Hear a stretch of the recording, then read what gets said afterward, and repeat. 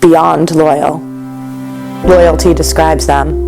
They love other people and they love everyone and everything, but I'm their owner. And they act like it. They know it.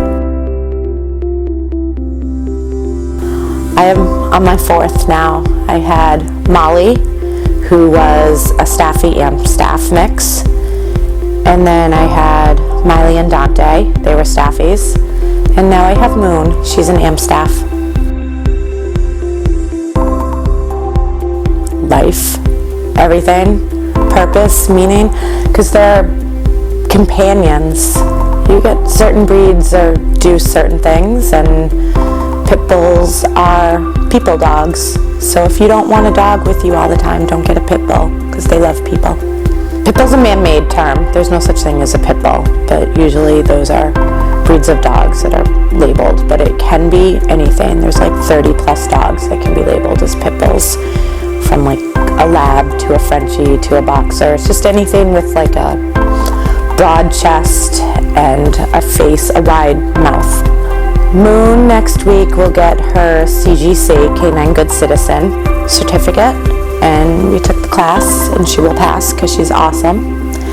And we are working to get her service dog certified, so she'll be a service dog. Miley and Dante, they both had their CGC certifications, and they were therapy dogs. There's some people that say it's 100% the breed, and there's some people say that it's 100% the way they're raised. I don't believe either. I think it's a combination of both. The last 3 dogs I've got from a breeder. So there's a 25-year bloodline, guaranteed good temperament, that there's no fighting in the history, because some people, I mean, it's a statistic, I believe it. If it's in your bloodline, you're prone to it.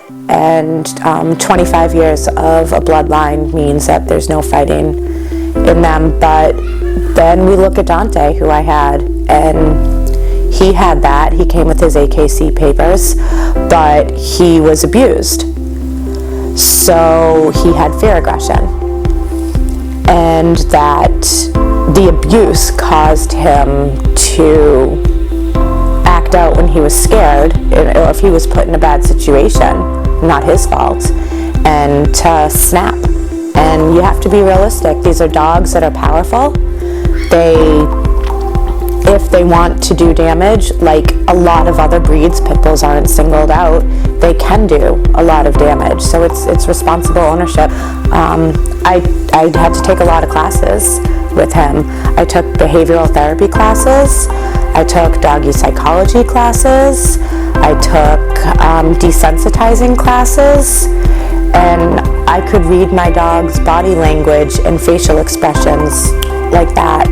And that's the other thing I love about pit type dogs, is that they relate to humans. They have characteristics that a lot of other breeds don't have, so you can have that bond with them.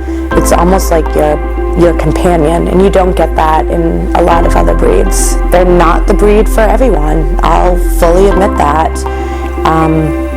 You need a strong owner to have them. You have to set boundaries and limits, and their desire to please you is so strong. They'll live within those boundaries and those limits, and it's the only way you're going to have a successful household. Catch!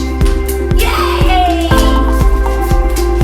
Haha, this is iconic, isn't it? I just go out, live life, show my dogs as a good example, responsible ownership.